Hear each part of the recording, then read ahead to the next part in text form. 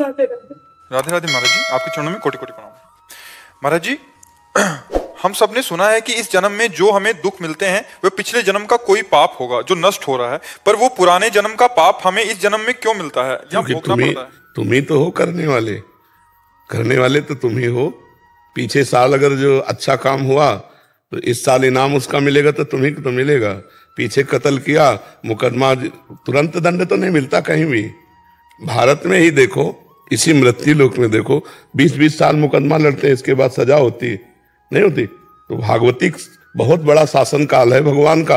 अब कितने जन्मों से हम जो जो करते चले आ रहे, उसका हिसाब हम ही को भोगना पड़ेगा, क्योंकि शरीर भले बदल दिए हैं तो हम ही, तो भोगना तो पड़ेगा ही।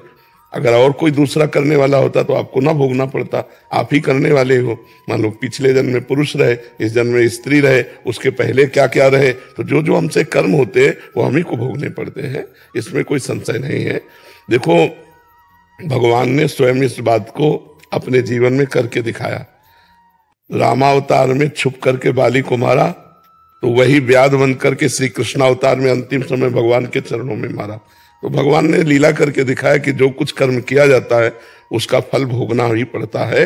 रामावतार पिछला जन्म, इस जन्म कृष्णावतार, तो देखो हुआ ना उसमें आकर के। तो हम लोग जीव हैं, जब ईश्वर अवतार लेते हैं तो ऐसी लीला करके दिखाते हैं, तो हमारे द्वारा जो कर्म होता है वो हमें भोगना पड़ता है, चाहे जितने जन्म के बाद मिले वो भोगना पड़ेगा।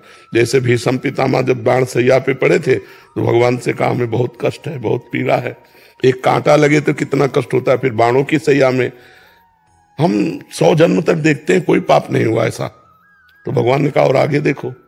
मतलब हमारे हजारों जन्मों का हिसाब किताब है जो हमको भोगना पड़ता है, और अवश्य में भोक्तव्यम कृतम कर्म शुभाशुभम, गीता में भगवान ने कहा है। वो उसी जन्म में क्यों नहीं मिलता? उचित तो यही है, लेकिन अब कानून है सरकार का, बहुत बड़ी सरकार है, तो उसका हिसाब किताब चलते चलते कई महीना कई वर्ष व्यतीत हो जाता है। यहाँ भारतीय सरकार का और भागवतिक सरकार के तो अनंत ब्रह्मांडों का हिसाब है, तो जन्म के जन्म व्यतीत हो जाते हैं। तुरंत अगर मिल जाता तो और बढ़िया रहता। तो फिर जो कष्ट आते हैं वो मतलब सहे कैसे? मतलब पूरे परिवार को वो सहना पड़ता है? हाँ सर, तो वो पूरा संयोग होता है।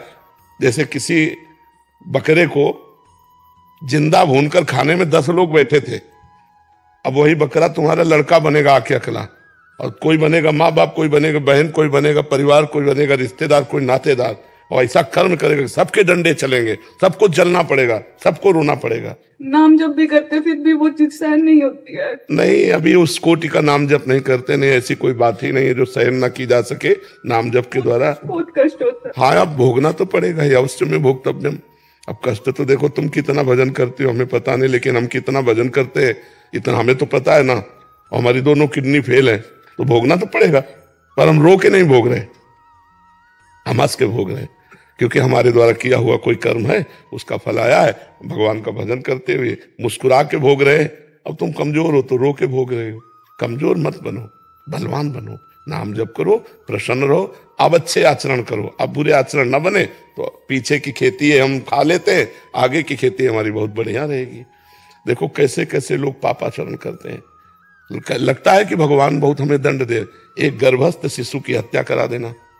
आप लोग अपने में विचार करो, क्या ये पाप नहीं करते? गृहस्थी में गर्भ हत्या करा दी, वो भी तो जीव था, वो भी तो तुम्हारा लाला या लाली थी, तुमने मरवा दिया। अब उसका जब कर्म परिणाम आएगा, ऐसे कितने पाप हैं कि आप लोग करते हैं जिनको पता ही नहीं कि हम पाप कर रहे हैं।